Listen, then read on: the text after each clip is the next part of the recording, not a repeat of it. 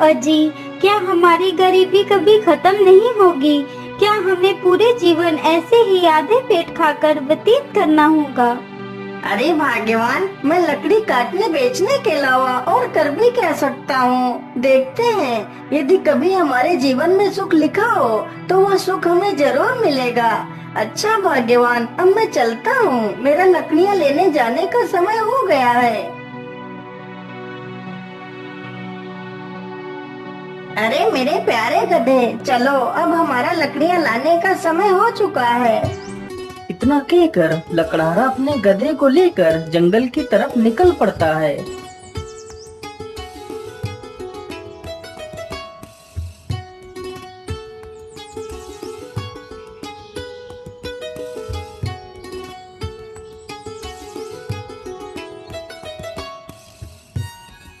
मेरे हिसाब से यही पेड़ ठीक रहेगा।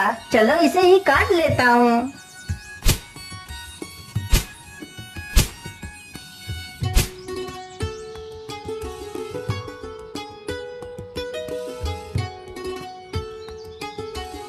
लकड़हारा जल्दी से लकड़ियां काटकर अपने गधे पर लाद लेता है और घर की तरफ निकल पड़ता है।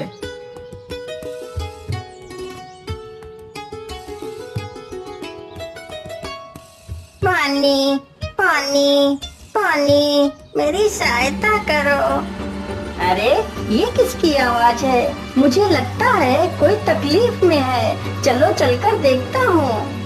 लकड़हारा जल्दी से उसी ओर जाने लगता है जिस ओर से वह आवाज आ रही थी। पानी पानी पानी, मेरी सहायता करो। अरे ये क्या?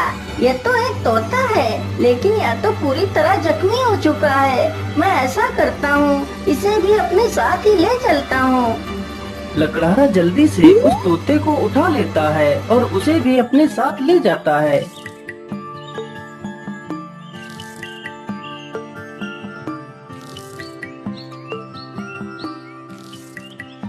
अरे भाग्यवान, तुम जल्दी से हल्दी और चूने का लेप लेकर आओ।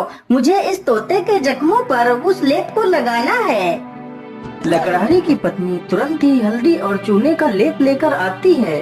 लकड़हारा तुरंत ही उस तोते के जख्मों पर उस लेप को लगाने लगता है। अरे तोता भाई, मैंने तुम्हारे जख्मों पर दवाई लगा दी है। अब तुम जल्दी ही स्वस्थ हो जाओगे। इस प्रकार तोता 1-2 दिनों में ही पूरी तरह स्वस्थ हो जाता है।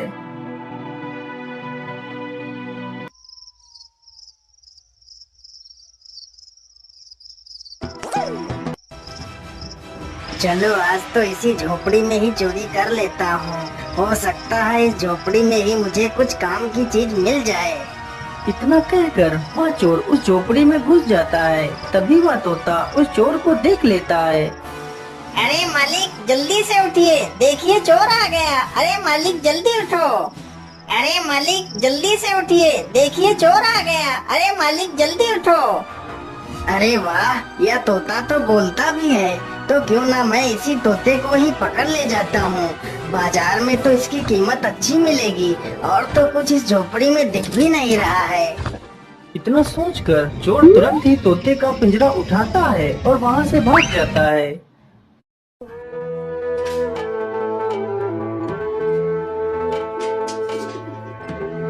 चोर को चलते चलते रात से सुबह हो जाती है।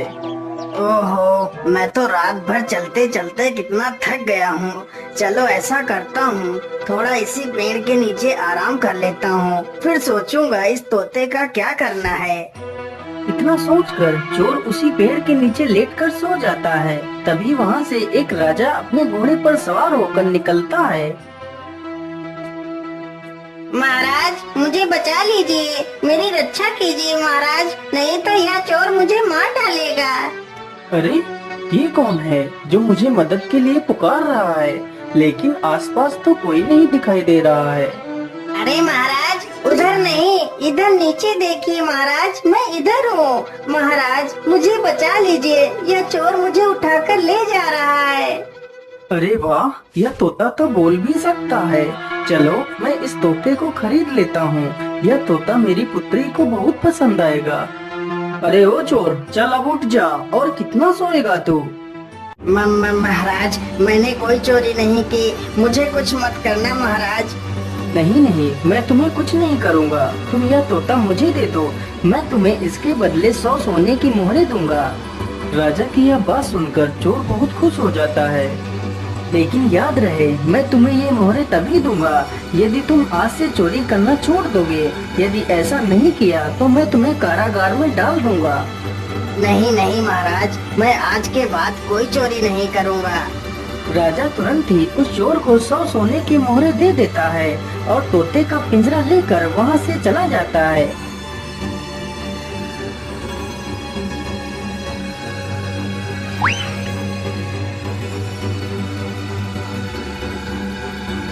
अरे राजकुमारी, तुम कहाँ हो? देखो मैं तुम्हारे लिए क्या लेकर आया हूँ। अरे पिताजी, यह तोता तो कितना सुंदर है। हाँ पुत्री, यह कोई ऐसा वैसा तोता नहीं है। यह तोता इंसानी भाषा को बोल और समझ सकता है। फिर तो यह एक अद्भुत तोता है। पिताजी, आज से मैं इस तोते को अपने साथ ही रखूंगी।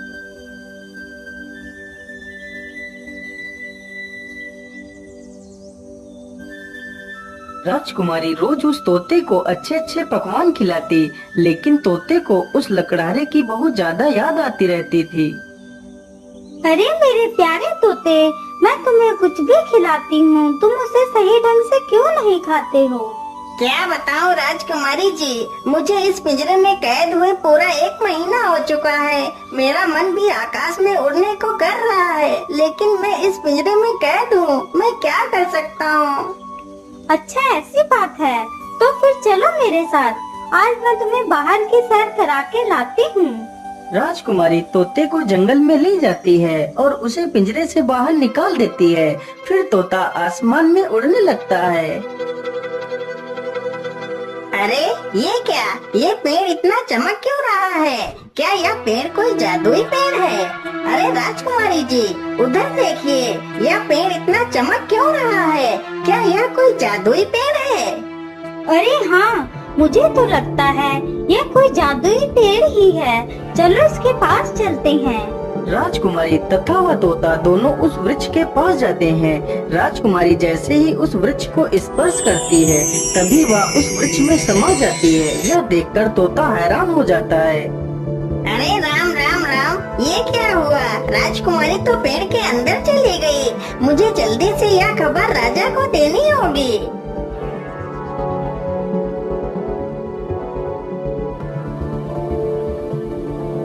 अरे ये मैं कहाँ आ गई? ये कौन सी जगह है? तभी एक बड़ा सा बाज राजकुमारी के सामने आकर खड़ा हो जाता है। अरे यह बाज तो कितना विशाल है। इतना बड़ा बाज तो मैंने आज तक नहीं देखा। तभी वह बाज राजकुमारी को अपने पंजे में दबाकर उड़ जाता है। अरे दुष्ट बाज, मुझे छोड़ दे। तू मुझे कहाँ ले जा रहा है?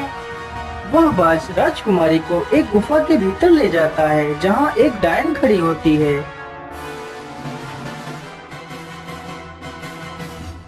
अरे कौन है आप और मुझे इस प्रकार यहाँ क्यों लाया गया है? मुझे छोड़ दो, मुझे वापस जाने दो। चली जाना, चली जाना। इतनी जल्दी किस बात की है?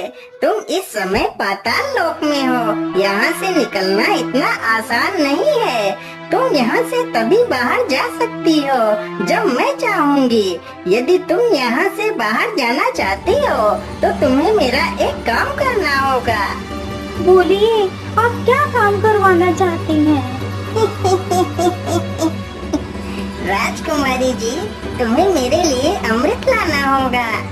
लेकिन ये अमृत कहाँ मिलेगा? ये अमृत तुम्हें रंगी कंचन की पहाड़ियों में मिलेगा। लेकिन ये पहाड़ी कहाँ पर है?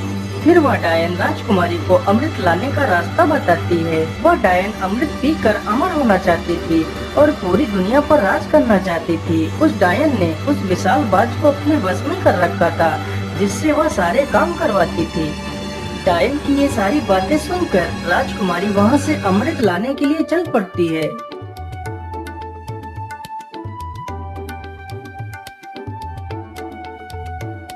राजकुमारी अमृत ढूंढते ढूंढते उन्हीं पहाड़ियों पर पहुंच जाती है जहां पर अमृत था। मुझे लगता है इसे गुफा में ही अमृत होगा। चलो इसके अंदर चलती हूँ। राजकुमारी जैसे ही गुफा के अंदर प्रवेश करने की कोशिश करती है, तभी एक जहरीला सर्प राजकुमारी को डस लेता है और राजकुमारी की वहीं पर मृत्यु हो जाती है।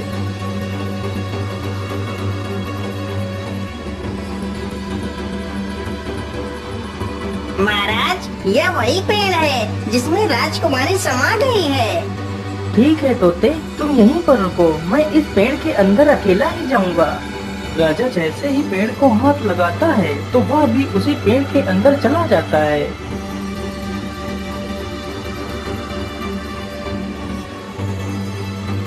तभी वही बाज फिर से आता है और राजा को भी उठाकर उसी डायन के पास ले जाता है।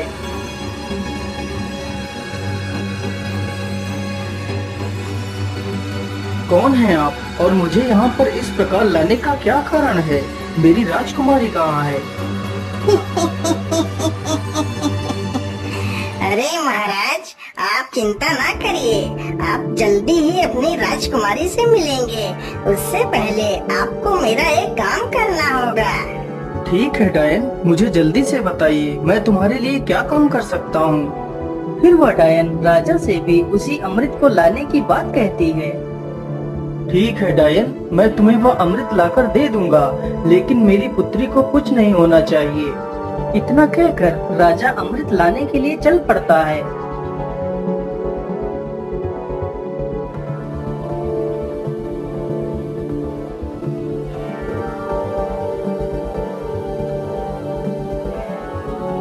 राजा चलते चलते उसी गुफा के पास पहुंच जाता है जहां पर उसकी पुत्री की लाश पड़ी हुई थी। अरे ये क्या, ये तो राजकुमारी पड़ी है, लेकिन मेरी पुत्री को क्या हुआ? हे भगवान, मेरी पुत्री को तो किसी जहरीले सर्प ने डस लिया है। इसका मतलब उस दुष्ट डायन ने मेरी पुत्री से भी वह अमृत लाने को कहा होगा। अब मैं उस डायन को जिंदा नहीं छोड़ूंगा। मुझे लगता है इस गुफा में कोई जहरीला सर्प भी है, मुझे ध्यान से आगे बढ़ना होगा। इतना कहकर राजा राजकुमारी को वहीं पर छोड़कर आगे बढ़ता है। तुम्हारी हिम्मत कैसे हुई इस गुफा में आने की? मैं तुम्हें जिंदा नहीं छोड़ूंगा। सर्प जैसे ही राजा को डसने के लिए आगे बढ़ता है, राजा तुरंत अपनी तलवार से सर्प के 2 टुकड़े कर देता है। दुष्ट, तूने ही मेरी पुत्री को मारा है, मैं भला तुझे जिंदा कैसे छोड़ सकता था? इतना कहकर राजा गुफा में आगे बढ़ता है। राजा जैसे ही आगे बढ़ता है, तभी एक तीर बहुत ही तेज रफ्तार से राजा को छूकर निकल जाता है। तभी राजा अपने कदम पीछे ले लेता है। अरे ये क्या, इस गुफा में तो तीर की वर्षा होने लगी। अब क्या करूं? अमृत तक कैसे पहुंचूं? फिर राजा तीर चलने की प्रक्रिया को ध्यान से देखता है। अरे ये क्या, जब एक तीर इस दिशा से उस तरफ जाता है, तभी दूसरा तीर उस दिशा से इस तरफ आता है। इसका मतलब यदि मैं एक एक कदम आगे बढ़ाऊं तो मैं अमृत तक पहुंच सकता हूं। इस प्रकार राजा अपने बुद्धि के बल पर उस चुनौती को भी पार कर जाता है।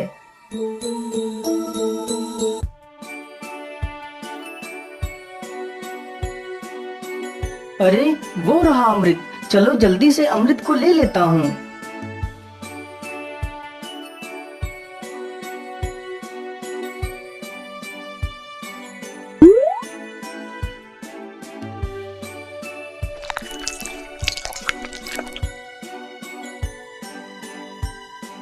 मैं ऐसा करता हूँ, पहले मैं इस अमृत को अपनी पुत्री को पिलाता हूँ।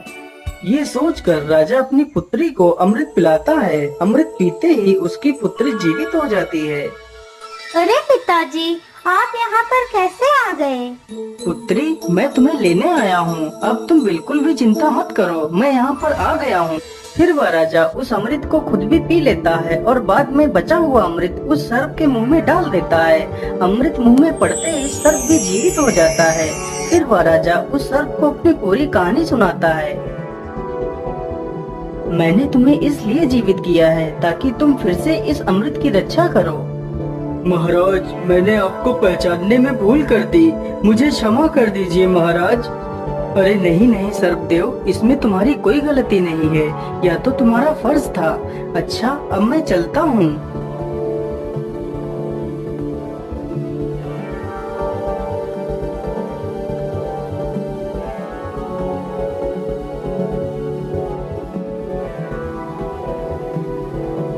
राजा उस बोतल में अमृत के स्थान पर एक तालाब से साधारण जल भर लेता है और डायन के पास पहुंच जाता है।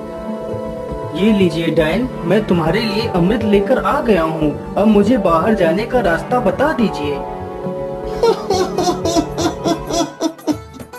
अरे वाह राजा, तुम तो कितने बहादुर हो। यह अमृत आज तक कोई नहीं ला सका। जो भी गया वह लौट कर नहीं आया और तुम तो अमृत लेकर आ गए।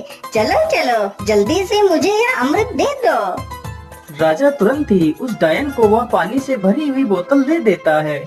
डायन तुरंत ही उस पानी को अमृत समझकर पी जाती है। हे डायन, मैंने आपके कहे अनुसार आपको अमृत लाकर दे दिया। अब मुझे बाहर जाने का मार्ग बता दीजिए। इतनी भी जल्दी क्या है, अब मैं अमर हो चुकी हूँ। अब तुम दोनों यहाँ से कहीं नहीं जाओगे। आज से तुम दोनों भी मेरे गुलाम हो। अरे डायन, ये तो सरासर धोखा है। मुझे यहाँ से जाने का मार्ग बताओ, नहीं तो मैं तुझे मार डालूंगा। अरे मूर्ख राजा, अब मैं अमर हो चुकी हूँ। अब तू मेरा कुछ भी नहीं बिगाड़ सकता। अच्छा ऐसी बात है, तो फिर ये ले मेरे इस तलवार के वार को झेल। इतना कहकर राजा उस डायन के पेट में तलवार घुसा देता है। ये क्या हो गया? मैं तो अमर हो गई थी। इसका मतलब तूने मेरे साथ धोखा किया है। पानी पीकर खुद को अमर समझने वाली उस डायन की मृत्यु हो जाती है। डायन के मरते ही वह बाज आजाद हो जाता है। महाराज आपकी जय हो। आप तो बहुत वीर और बुद्धिमान हैं। आपका बहुत बहुत धन्यवाद महाराज, जो आपने मुझे इस डायन की गुलामी से आजाद करा दिया। हे बाज, क्या तुम यहाँ से बाहर निकलने का रास्ता जानते हो?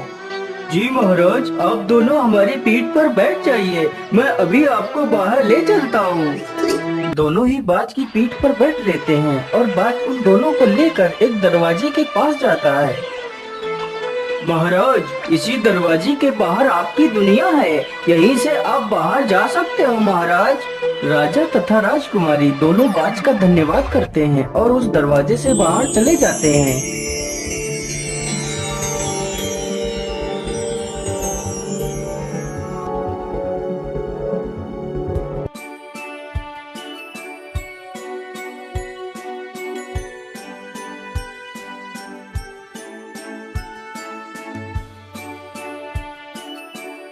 हे तोते, यदि आज तुम ना होते तो मैं कभी भी अपनी पुत्री को नहीं पा सकता था। इसलिए मैं तुमसे बहुत प्रसन्न हूँ। आज तुम मुझसे कुछ भी मांग सकते हो। महाराज, यदि आप मुझे कुछ देना ही चाहते हैं तो मुझे 1000 सोने की मोहरें देकर आजाद कर दीजिए। राजा ने ऐसा ही किया। तोते को 1000 स्वर्ण मुद्राएं देकर उसे विदा कर दिया। तोता वहाँ से उड़कर सीधा उसी लकड़हारे के पास पहुँच जाता है। मालिक देखिए, मैं आ गया और आपके लिए कुछ उपहार भी लेकर आया हूँ। लकड़हारा जैसे ही उस पोटली को खोलकर देखता है तो उसमें ढेर सारे सोने के सिक्के देखकर वह बहुत खुश हो जाता है और फिर वे तीनों मिलकर खुशी खुशी अपना जीवन व्यतीत करने लगते हैं।